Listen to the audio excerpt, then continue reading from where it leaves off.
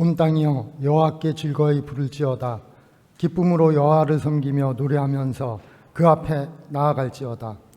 좋으신 하느님, 오늘 저희를 애지영 교회로 인도해 주시고 예배하게 하심에 감사드립니다. 이 시간 저희의 마음을 성령으로 채워주시고 하나님의 은혜와 능력을 더하여 주옵소서. 예배를 통해서 주님의 사랑에 대한 확신을 갖고 결단하는 시간 되도록 인도해 주옵소서. 예수님의 이름으로 기도드립니다. 아멘. 다 함께 경배 찬송 부르시면서 오늘 예배를 시작하도록 하겠습니다. 67장으로 부르시겠습니다.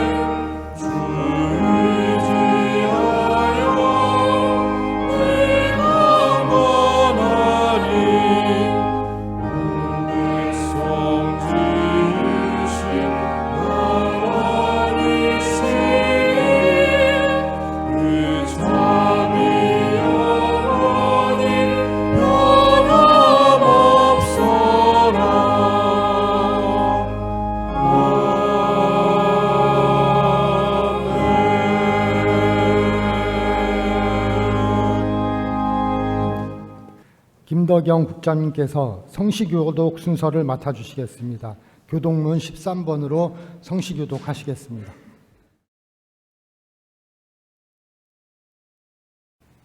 다 같이 성시교독 하시겠습니다. 여호와는 나의 목자시니 내게 부족함이 없으리로다.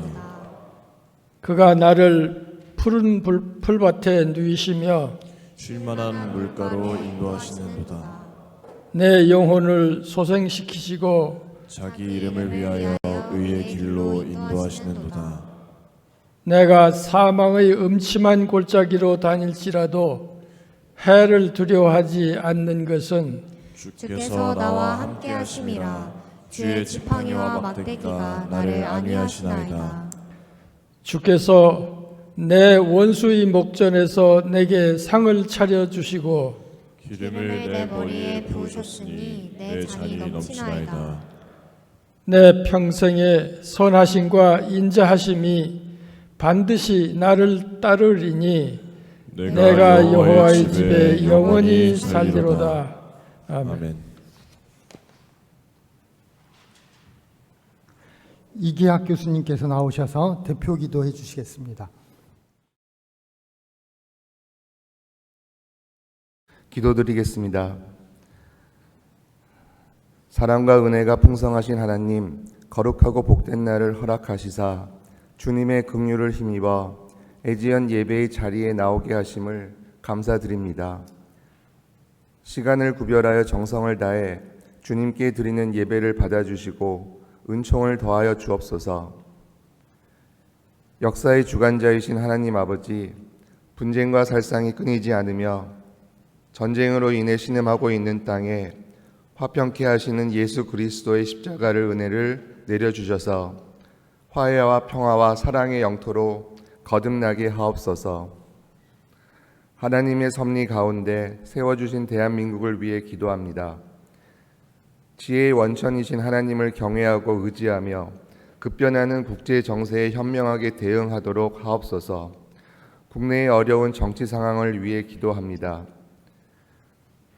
자신들의 이익만을 앞세우는 잘못된 정치 문화를 제하여 주시고 첨예하게 대립하는 갈등을 해소하여 주옵소서. 이 나라의 위기마다 간섭하셨던 하나님의 손길을 간절히 구하오니 하나님의 주권이 온전히 드러나도록 인도해 주옵소서. 사랑의 주님, 대양재단의 교육기관과 사업체를 도우시고 높은 위상으로 성장하게 하시니 감사합니다. 세우신 명예이사장님과 총장님들, 부총장님들, 교장님, 교감님, 교무위원님들 이하 많은 리더들에게 풍성히 채우시는 하나님의 은혜와 육신의 강건함을 더하여 주옵소서. 사업체들에게는 더욱 번영하며 공헌하는 공동체가 되도록 계하시며 구성원 모두가 언제나 선한 청지기의 자세로 맡은 직임에 충성을 다할 때 넘치는 은혜로 더욱 발전하게 하옵소서. 애지연 교회를 위해 기도합니다. 무엇보다 서로 사랑하는 교회가 되게 하여 주시옵소서. 하나님이 저희를 사랑하신 것처럼 저희도 서로 사랑하고 용납하고 섬기기를 힘쓰는 사랑의 풍성함이 날마다 넘치게 하여 주시옵소서. 오늘 말씀을 증언하시는 이태하 교목실장님께 성령의 충만함을 더하시사 하나님의 사랑을 깨달으며 실천을 다짐하는 시간이 되게 하옵소서. 주님의 무한하신 은총을 감사하며 찬송하는 하늘현 성가대의 찬양을 흠양하시고 믿음과 기쁨으로 헌신하는 손길들을 기억하시사 모든 일에 축복해 주옵소서. 이 모든 말씀 존귀하신 예수님의 이름으로 기도드립니다. 아멘.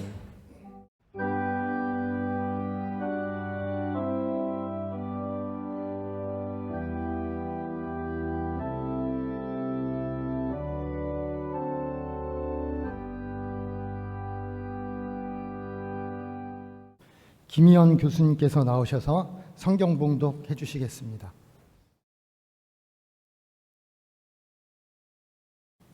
오늘 우리에게 주시는 하나님의 말씀은 요한복음 13장 35절, 요한일서 4장 8절의 말씀입니다.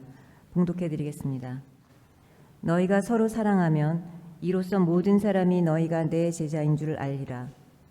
사랑하지 아니하는 자는 하나님을 알지 못하나니 이는 하나님은 사랑이심이라. 이는 하나님의 말씀입니다. 아멘.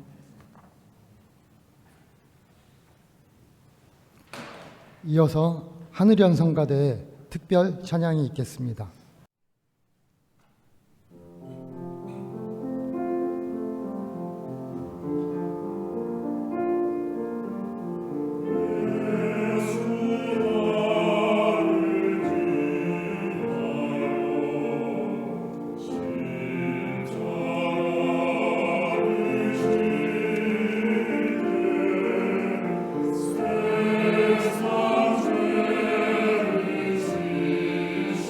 주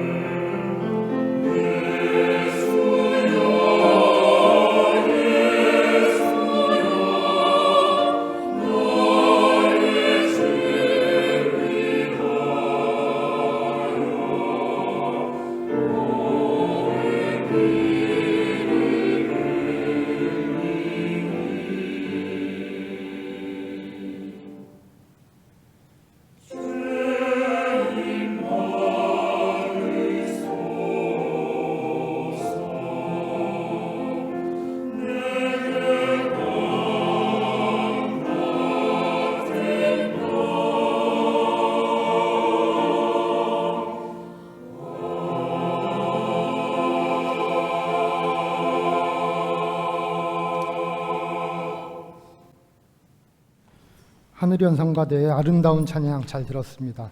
다음은 이태하 교목실장님께서 설교 말씀해 주시겠습니다.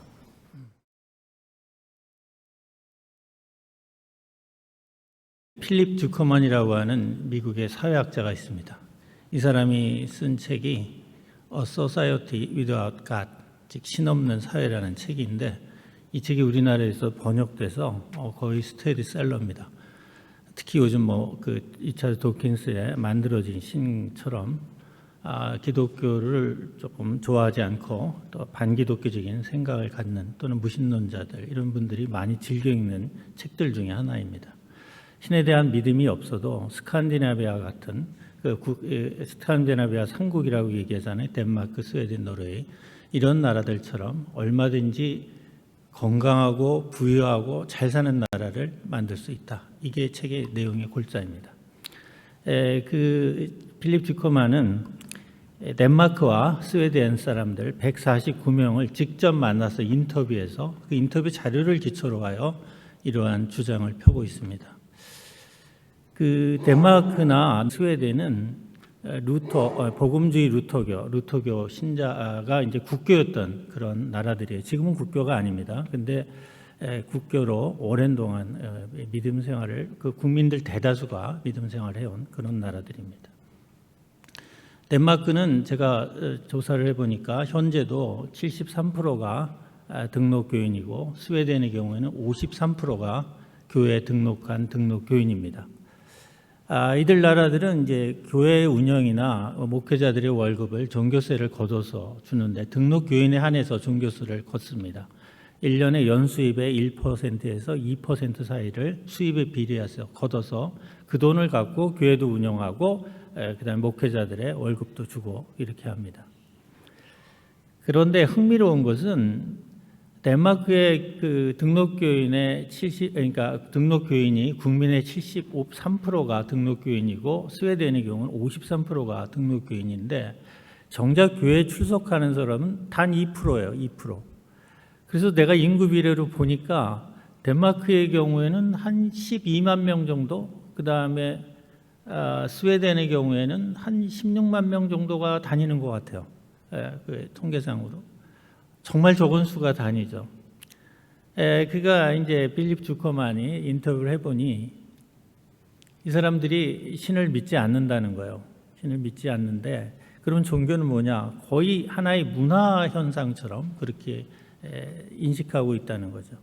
그래서 아이가 태어나면 영아세례도 주고 결혼식도 교회에 가서 하고 여러 가지 절기를 교회를 통해서 치르고 있고 크리스마스도 아주 성대하게 치러요. 그러나 정작 교회는 다니지 않습니다.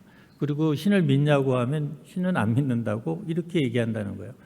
그럼에도 불구하고 이 사회는 굉장히 잘 사는 나라고 또 하나는 정신적으로 건강한 사회고 그 다음에 또 하나는 나름대로 인생을 의미 있고 알차게 살아가는 사람들로 이 나라 국민들이 그렇게 되어 있다는 거죠. 그래서 저는 제가 이 책을 이 책이 나온 지 2008년인데 책이 나오자마자 얼마 전에 곧 읽었습니다. 그리고 읽자마자 느낀 것이 이분은 좀 기독교를 조금 잘못 이해하고 있는 것 같다라는 생각을 가졌어요. 제가 2015년에 종교의 미래라는 책을 썼는데 그 책에서 이 책에 대한 비판을 한 적이 있습니다. 오늘은 이 책을 통해서 제가 오늘 얘기하고자 하는 것은 누가 크리스찬인가라는 주제를 갖고 이야기를 나누면서 여러분들과 제가 은혜를 받고자 합니다. 먼저 필립 듀커만은 하나님을 믿지 않아도 신을 믿지 않아도 부유한 나라를 만들 수 있다. 이 스웨덴이나 덴마크까지 그렇게 얘기하고 있는데 사실 오늘날의 덴마크와 스웨덴은 지금 신을 믿지 않는 사람들이 만든 나라가 아니라 신을 믿는 사람들이 만든 나라입니다. 여러분 아시다시피 덴마크는 19세기 이미 중반에 유럽의 가장 잘 사는 나라 중에 하나가 됐고 스웨덴은 20세기 초반에 그랬습니다. 그래서 1950년대에 가면은 거의 이미 유럽의 최상위권 국가들이 됐어요. 부유한 나라가 됐죠. 그리고 1950년대만 해도 루터교가 이 두 나라의 국교였고 국민의 90% 이상이 교회에 나왔어요. 따라서 지금 현재 믿지 않는 사람들이 이 나라를 만든 게 아니라 사실은 믿는 사람들이 그 나라를 만든 거고 오히려 그 열매를 따먹고 살고 있는 거죠. 오늘날 현재 스웨덴과 덴마크인들은. 두 번째입니다. 이들이 정신적으로 건강한 그러한 즉 도덕적이라는 거예요. 그 근거로 필립 주커만이 드는 게 공공질서를 잘 지키고 이 나라가 범죄율이 굉장히 낮다는 거죠. 그런데 사실 이것도 따져보면 사회의 풍요가 가져다준 덕택이고 또한 치안 시스템이 어느 나라보다 좋기 때문에 일어난 문제가 아닐까 생각합니다. 우리나라 유튜브가 요즘 뭐 국뽕으로 가득 차 있는데 우리나라가 굉장히 치안이 좋은 나라다, 범죄율이 낮은 나라다 이렇게 떠들고 있는데 사실 우리나라도 60, 70년대에 범죄율 엄청나게 높았습니다. 가난했을 때는 심지어 빨래까지 훔쳐갔거든요. 걸어놓은 빨랫줄에 걸어놓은. 그리고 소매치기도 엄청 많았고 이런 걸 생각해 보면 오늘날 이런 범죄들이 사라진 것도 풍요에서 비롯된다고 그렇게 생각할 수가 있고요. 더더구나 뭐 요즘 뭐 카페 같은데 핸드폰이나 노트북을 놔도 아무도 안 집어간다고 하지만 그는 치안 시스템 때문에 그런 거라고 볼 수가 있습니다. 따라서 신을 믿지 않지만 어느 나라보다 뛰어난 도덕성을 갖고 있다는 필립 주커만의 그런 주장도 사실은 설득력이 없는 주장입니다.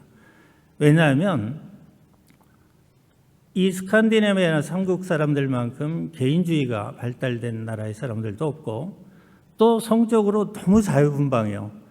좋게 얘기하면, 나쁘게 얘기하면 성적으로 엄청나게 문란하고 또 마약 문제도 굉장히 심각한 문제입니다.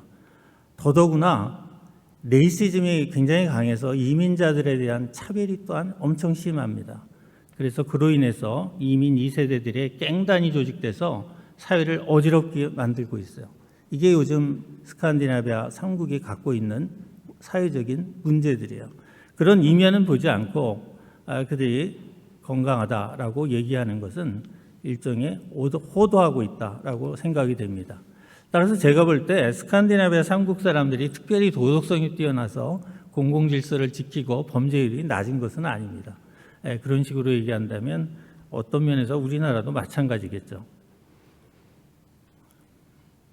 그 다음에 이제 제일 중요한 문제입니다. 세 번째인데, 신을 믿지 않아도 스칸디나비아 사람들은 인생을 나름대로 의미 있고 가치 있게 산다는 겁니다. 인생을 의미 있고 가치 있게 사는데 그 증거로 필립 주커만이 드는 그 근거가 뭐냐면 흥미롭습니다. 뭐냐면 그 스칸디나비아 사람들은 1인당 평균 3.5개의 봉사단체에 가입하고 있다는 거예요. 그리고 또 하나 성인들의 3분의 1이 매주 정기적으로 사회봉사를 한다는 거예요. 이것이 그들의 인생을 의미 있고 가치 있게 살고 있다는 증거라는 거죠. 그렇다면 이 스칸디나비아 사람들은 이런 봉사활동을 통해서 자기 인생의 의미와 보람을 찾는다는 거죠. 봉사가 뭡니까? 봉사의 본질은 사랑의 실천입니다. 사랑의 실천. 그렇다면 사랑의 실천이 인생을 의미 있고 가치 있게 만드는 것이라는 주장이죠. 그렇죠? 어떤 것이 의미 있고 가치 있다라는 것은 그 존재의 목적이 있다는 것이거든요. 그 존재의 목적에 비해 볼 때 그것이 의미 있고 가치 있다라는 얘기예요. 따라서 인생의 목적이 있다는 거죠. 인생의 목적이 뭐예요? 사랑의 실천에 있다라는 그런 주장과도 같은 이야기입니다. 그런데 이것이 공교롭게도 기독교가 창세기부터 요한계시록까지 육신육권이 일관되게 주장하는 가르침이 있어요. 그것이 바로 사랑의 실천이에요. 창세기 1장 26절을 보면 이렇게 말하고 있죠.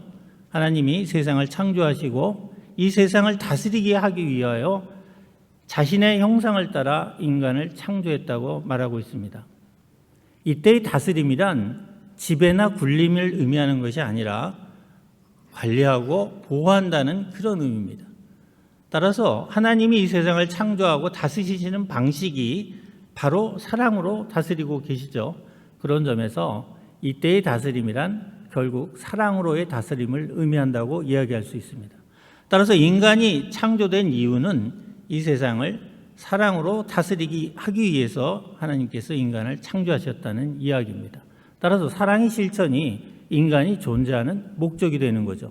따라서 사랑의 실천을 하면 할수록 그 인간의 삶은 어때요? 의미 있고 가치 있는 삶이 된다는 그런 이야기입니다.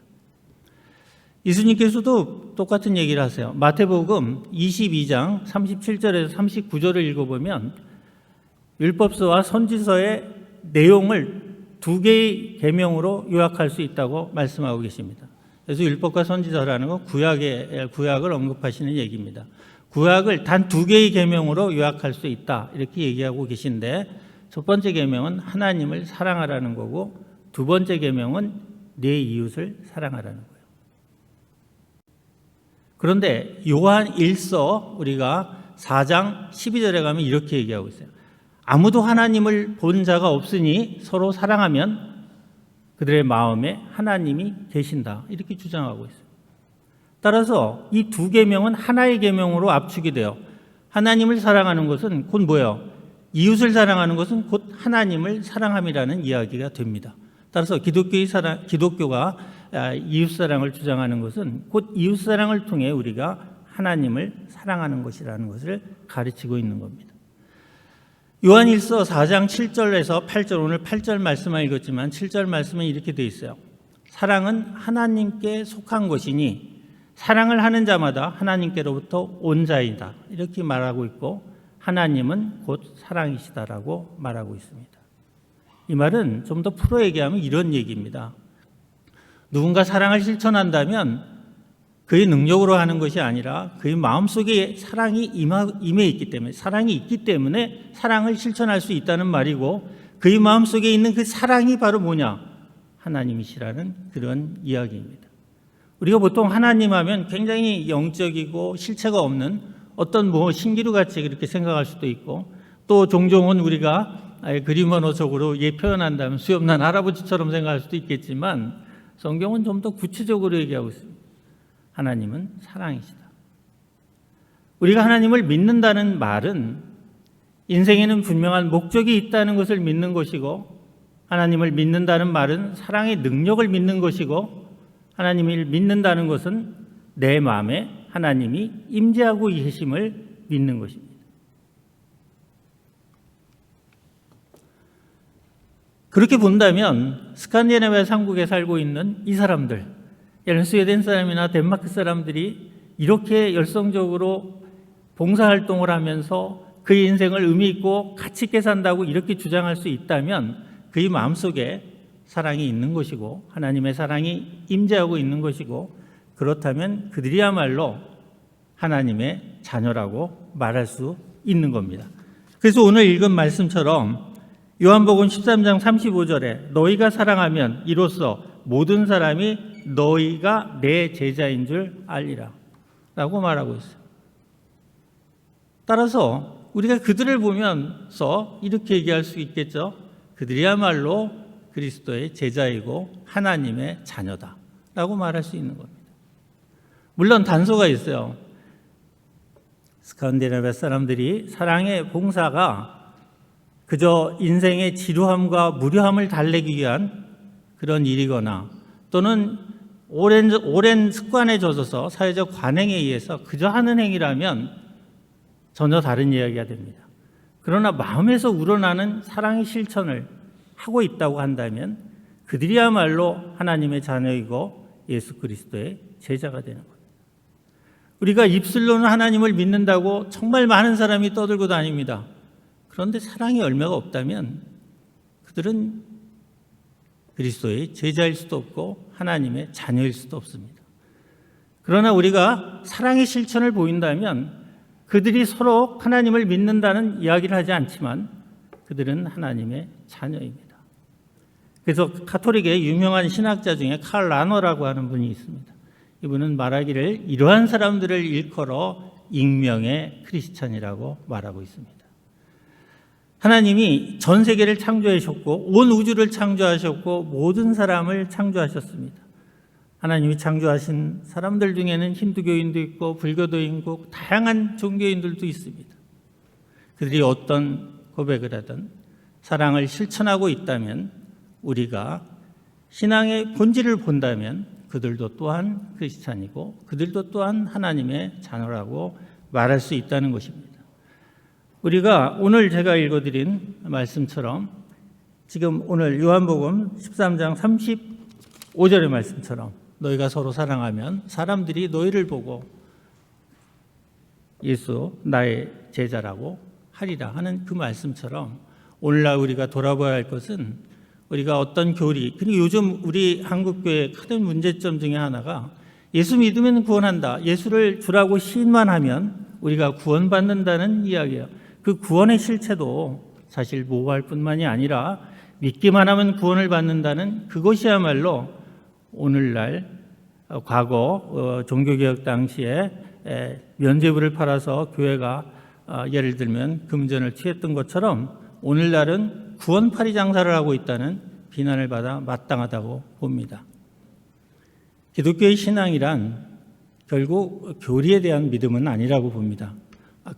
우리의 참된 신앙은 결국은 우리의 말로 또는 머리로 이해하는 신앙도 아니고 우리의 실천이 뒤따라야 되는 그러한 믿음이라고 봅니다. 그리고 사랑이야말로 우리가 좀 더 폭넓게 이해할 필요가 있습니다. 어떤 자선행위를 하는 것, 자선을 베푸는 것만이 사랑이 아니라 사실 우리가 모든 인간관계에서 덕스러운 모든 행동을 사랑으로 표현할 수가 있습니다. 인내, 관용, 용서, 책임 있는 행동, 자기의 맡은 바 소임을 다하는 것, 이 모든 것들이 사실은 사랑입니다. 이러한 사랑의 실천이야말로 우리 사회를 더욱더 건강하게 만들고 이 땅, 우리가 사는 이 땅을 하나님의 나라로 만들어가는 길이다, 이렇게 생각이 듭니다. 자, 기도하시겠습니다. 사랑과 은혜가 충만하신 하나님 아버지, 오늘도 모든 것이 부족한 저를 단위에 세워주시고 말씀을 증거케 해주셨습니다. 오늘 저의 입술을 통해 전해진 말씀이 저를 비롯해 이 자리에 함께한 우리 예지원 교우들의 마음에 뿌려져 싹을 내고 열매를 맺을 수 있게 해주시옵소서. 우리의 믿음이 우리의 삶을 바꾸게 해주시옵고 우리의 일상의 삶이 우리 이웃에게 복음을 증거하는 삶이 되게 해주시옵소서. 그리하여 우리의 삶이 이 땅에 하나님의 나라를 이루어가는 삶이 되게 해주시옵소서. 예수 그리스도의 이름으로 기도합니다. 아멘. 은혜의 말씀 감사히 잘 들었습니다. 이 시간은 헌금 봉헌과 헌금 기도 순서입니다. 김준견 성가대원의 특성우 어운주 교감 선생님께서 드려진 예물 봉헌과 기도를 해주시겠습니다.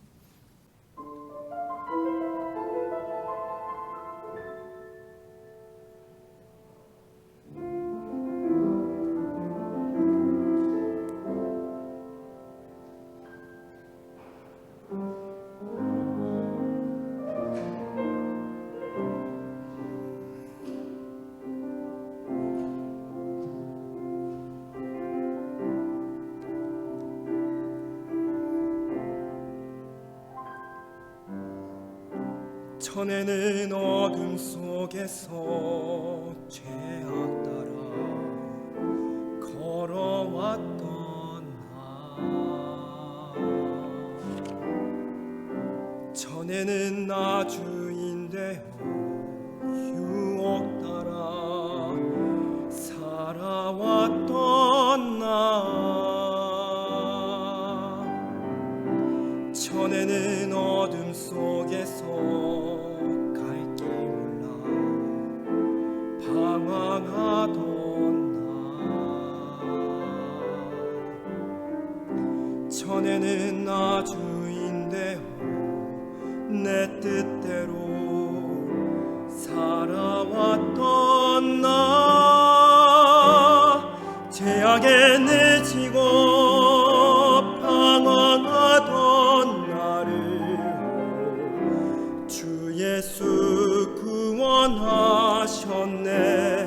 내 평생 찬양하리라, 내 일생 예배하리라. 날 사랑하신 주 예수,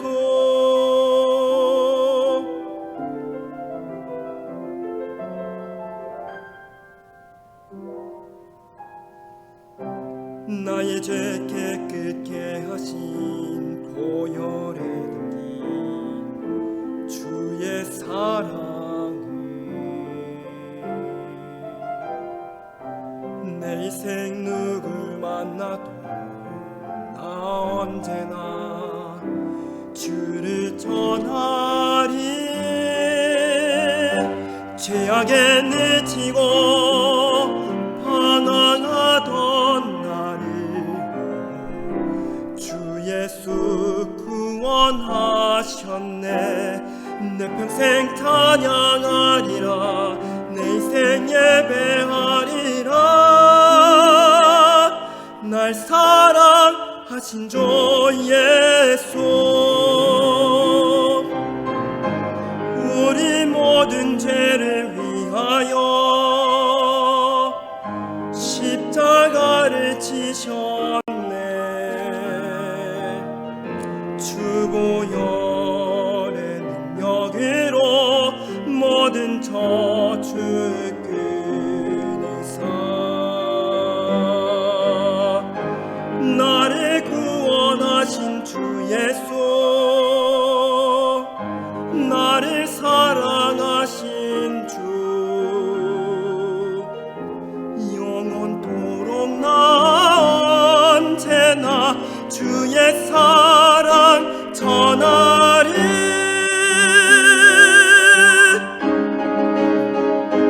내 평생 찬양하리라. 내 인생 예배하리라. 날 구원하신 주 예수, 내 평생 찬양하리라. 내 인생 예배하리라. 날 사랑하신 주, 날 사랑하신 주, 나를 구한 예수님 이야기 찬양하리. 나를 구한 예수님 이야기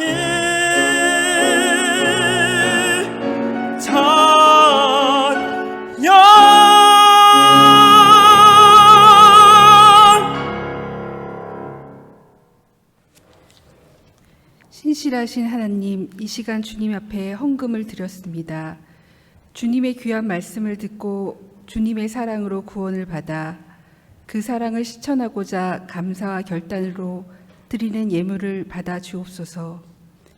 주님께 드리는 손길마다 축복하여 주시고 세상 가운데 하나님의 나라와 영광을 나타내는 아름다운 손길이 되게 하옵소서. 오늘 봉헌한 예물이 아름답게 쓰여지도록 인도하셔서 하나님의 주권과 다스림이 확장되며 복음이 흘러넘치게 하옵소서. 은혜의 주님, 믿음 안에서 한 몸을 이룬 우리 성도들을 위하여 기도합니다. 인생의 어려운 문제들로 씨름하는 이들이 있다면 하나님의 지혜를 주시고 피할 길과 이길 힘을 마련해 주셔서 모든 일을 넉넉히 이기게 하여 주옵소서. 한 주간도 임마누엘의 축복을 베풀어 주시길 원하오며 모든 말씀 우리를 구원하신 예수님의 이름으로 기도합니다. 아멘.